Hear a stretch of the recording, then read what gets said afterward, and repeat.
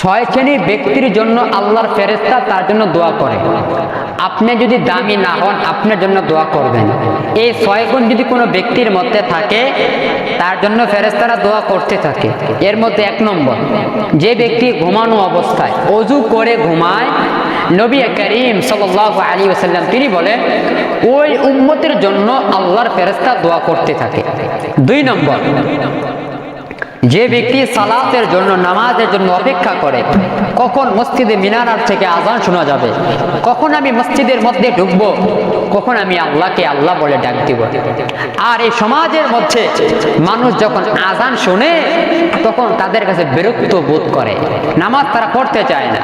নবী করিম সাল্লাল্লাহু আলাইহি ওয়াসাল্লাম বলেন যে ব্যক্তি নামাজের জন্য অপেক্ষা করে তার জন্য আল্লাহর ফেরেশতা দোয়া করতে থাকে।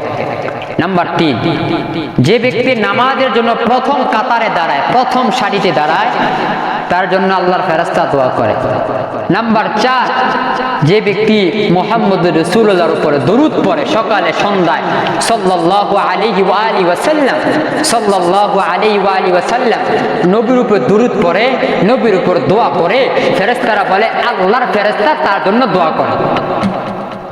নাম্বার 5, যদি কোনো মুসলমান আরেক মুসলমানের জন্য দোয়া করে আল্লাহর জন্য, হাত উঠাই, আল্লাহ আমার ওই ভাইকে তুমি আল্লাহ সুস্থতা নিয়ামত দান করো, আমার ভাইটাকে তুমি হায়াত বাড়ায়া দাও, আমার ভাই বিদেশ যাবে, তিনি ভিসা পাচ্ছেন, আল্লাহ ভিসার ব্যবস্থা করে দাও।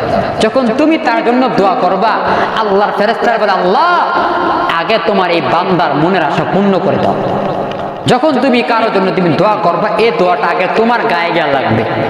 নাম্বার 6, যখন তুমি কোনো কল্যাণ কাজের মধ্যে দান করবা, যেই কাজের মধ্যে আল্লাহ আছে, যেই কাজের মধ্যে নবী আছে, ওই কাজের মধ্যে যখন আপনি দান করবেন, যখন কোনো ফকিরকে দান করবেন, তখন আল্লাহর ফেরেশতা আপনার জন্য দোয়া করতে থাকে। তা এই 6 গুণ রাখবেন যারা, তাদের জন্য আল্লাহর ফেরেশতা দোয়া করে। আর যাদের মধ্যে 6 গুণ নাই, তাদেরকে আল্লাহর ফেরেশতা দোয়া করে না।